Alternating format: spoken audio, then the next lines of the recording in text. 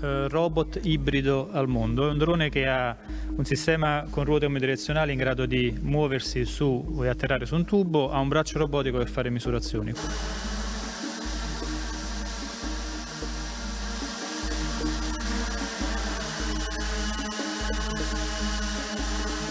Questa è una macchina estremamente complessa, noi la chiamiamo drone, ma in realtà a bordo ha più di 25 motori, cioè in realtà ha più motori di un umanoide, per capire quanto è complessa questa macchina.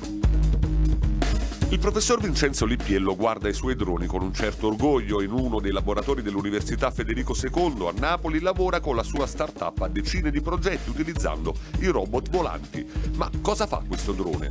Capisce se su una condotta ci sono perdite, se le tubature sono corrose oppure pericolose. In pratica, con questi sofisticatissimi strumenti si contengono i costi e soprattutto si abbatte il rischio di incidenti per gli operatori.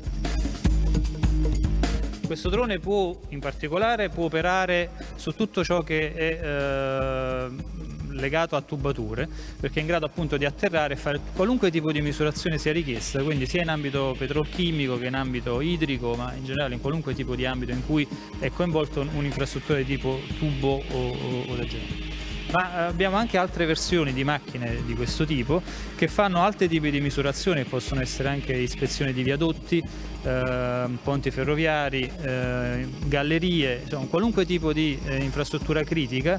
Il nostro obiettivo è quello di realizzare delle soluzioni in grado di remotizzare la mano dell'ispettore.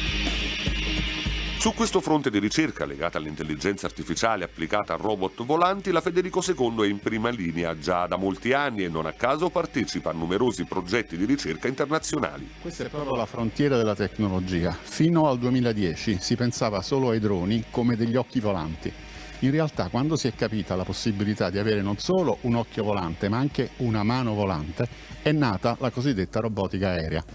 E qui alla Federico II e al Prisma Lab abbiamo un record non da poco. Perché? Perché in questi 10 anni abbiamo avuto finanziati 8 progetti europei sulla robotica aerea. Non c'è nessun gruppo in Europa che può vantare un simile score. E ora siamo riconosciuti tra i gruppi a livello internazionale che fanno ricerca di punta nel campo della robotica aerea, quali per esempio nelle applicazioni di ispezione e manutenzione.